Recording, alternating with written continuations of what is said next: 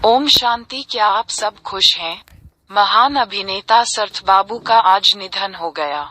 जब हम शरत बाबू कहते हैं तो उनकी कोमल मुस्कान हम सभी को याद आती है, जैसे वे फिल्मों में केवल नर्म किरदार निभाते हैं। वे वास्तव में बहुत नर्म हैं। रजनी जैसे कई अभिनेताओं का कहना है कि हमने उन्हें कभी गुस्सा करते नहीं देखा।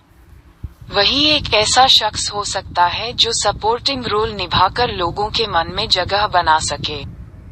उसका कोई शत्रु नहीं है। बहुत मिलनसार और सबके सामने मुस्कुराता हुआ चेहरा। यही वजह है कि रजनी, कमल और चिरंजीवी जैसे प्रमुख अभिनेता भी कहते हैं कि वे उनकी हर तरह से मदद करने के लिए हमेशा तैयार रहते हैं। शरत बाबू के रूप और आकर्षक आवाज बहुत अच्छी है, लेकिन जब उनकी मृत्यु हुई तो उनका रूप पूरी तरह से बदल गया और दयनीय हो गया। शरत बाबू के मिलनसार स्वभाव के कारण उन्हें रजनी की प्रमुख फिल्मों में अवसर मिले। निर्देशक सुरेश कृष्णा रजनी की अन्नामलाई में पहली बार शरत बाबू से मिले और उसके बाद शरत बाबू ने सुरेश कृष्ण द्वारा बनाई गई सभी फिल्मों में अभिनय किया। ये शरत बाबू के आकर्षण का प्रमाण है। शरत बाबू के करीबी कहते हैं कि आखिर तक वे उतने ही बच्चे थे जितने पहले थे, लेकिन अगर कोई शरत बाबू की तरह सुंदर, प्रतिभाशाली और धनी है, तो उसने अहंकार के बहुत पाप किए होंगे। यदि परमेश्वर हमें हमारे बुढ़ापे में होने वाले कष्टों के बारे में चेतावनी देता है, तो हम अपनी जवानी में कोई पाप नहीं करेंगे। शरत बाबू की विशिष्ट आवाज बहुत प्यारी है, पल भर में श्रोता को बांधे रखने में सक्षम। शरत बाबू में शराब पीने और सिगरेट पीने जैसी कोई बुरी आदत नहीं है। उसे अपने सामने सिगरेट पीने वाले अन्य लोगों की निंदा करने की आदत है। वह सही समय पर सही मात्रा में खाना खाता है। वह ठीक समय पर सोता है। वह सही मात्रा में व्यायाम भी करेगा, भले ही उन्होंने अपने शरीर की अच्छी देखभाल की। यह मल्टीपल मायलोमा और सेप्सिस आया और पहचान से परे उनकी उपस्थिति को खराब कर दिया। 3 महीने पहले मैंने एक इंटरव्यू देखा जो उन्होंने एक चैनल को दिया और उनके चेहरे पर मुस्कान थी, लेकिन वो इंटरव्यू देने के 3 महीने के अंदर ही उनकी मौत हो गई। दरअसल 3 महीने पहले उनके इंटरव्यू के समय मां के गर्भ में अगले जन्म के लिए उनका शरीर बनना शुरू हो गया था। ये सोचना कितना मंत्रमुग्ध कर देने वाला है। हाँ, जब मृतक की आत्मा दूसरी मां के गर्भ में प्रवेश करती है, तो शरीर उस मां के गर्भ में पहले से ही 4 महीने का हो चुका होता है। ये कितना अद्भुत है कि एक जीवन जो एक शरीर को छोड़कर दूसरी मां के गर्भ में प्रवेश करता है और दूसरा शरीर धारण करता है और इस धरती पर फिर से जन्म लेता है। हमें हमेशा भविष्य के लिए खुद को तैयार करना चाहिए। भविष्य में एक अच्छा जीवन जीने के लिए बच्चे को बचपन से ही अच्छी पढ़ाई करनी चाहिए।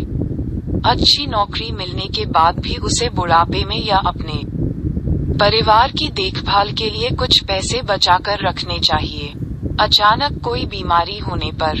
इसी प्रकार यदि हमें बुढ़ापे और लड़खड़ाहट में अपना ख्याल रखना है, तो हमें अभी से बड़ों और बच्चों के प्रति बहुत दयालु होना चाहिए।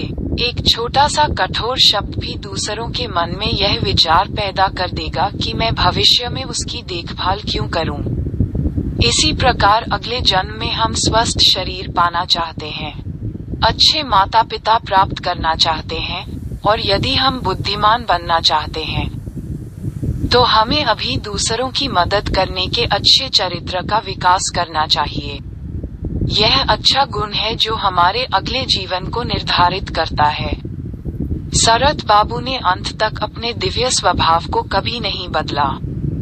भले ही हम बचपन में अच्छे स्वभाव के होते हैं, लेकिन बाद में हम जिन लोगों के साथ जुड़ते हैं और जिन परिस्थितियों का सामना करते हैं, उनके कारण हम धीरे धीरे अपना अच्छा चरित्र खो देते हैं। शायद क्या होगा अगर कोई हमें चेतावनी देता रहे कि यह सही है और यह गलत है? हमें ऐसी चेतावनी देने के लिए कलियुग के अंत से 100 साल पहले भगवान ने इस धरती पर एक बूढ़े व्यक्ति के शरीर में प्रवेश किया और दिन ब दिन हमें ये ज्ञान दिया। ये ज्ञान सभी ब्रह्मा कुमारियों के राजयोग ध्यान केंद्र में मुरली के नाम से बिल्कुल मुफ्त उपलब्ध है। ये कई YouTube चैनलों और वेबसाइटों पर उपलब्ध है। उनके लिंक हम इस वीडियो के नीचे डिस्क्रिप्शन में दे रहे हैं। अवश्य देखें और लाभ उठाएं। शुरुआत में ईश्वर ने हमें दिव्य गुणों से परिपूर्ण देवदूत बनाकर इस धरती पर भेजा।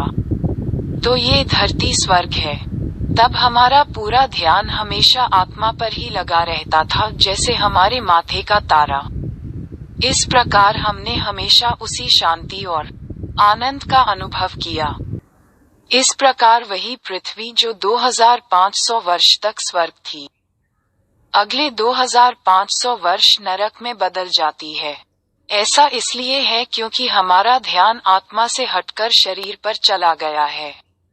तो हम इंद्रिय तृप्ति के आदी हो जाते हैं।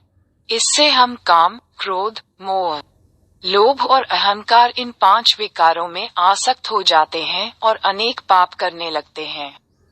नतीजा ये दुनिया अब कितनी दुख भरी हो गई है। अतः हमारा ध्यान शरीर की अपेक्षा आत्मा पर होना चाहिए। उदाहरण के लिए जब हम सरथबाबू के मृत शरीर को देखते हैं तो क्या हमें ऐसा नहीं लगता कि सरथबाबू की आत्मा मुस्कुरा रही थी और इस शरीर से बात कर रही थी और एक सुखद गुण व्यक्त कर रही थी? इसी प्रकार यदि हमारा ध्यान उस आत्मा के जीवित रहते केवल उस पर ही रहता है तो उसे आत्मिक चेतना कहते हैं।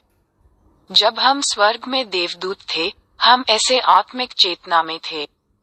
उस आत्मा चेतना को प्राप्त करने के लिए हमें यह महसूस करना चाहिए कि हम आत्मा हैं और लाल रोशनी की दुनिया में एक तारे की तरह आत्मा के पिता भगवान शिव को लगातार याद रखना चाहिए।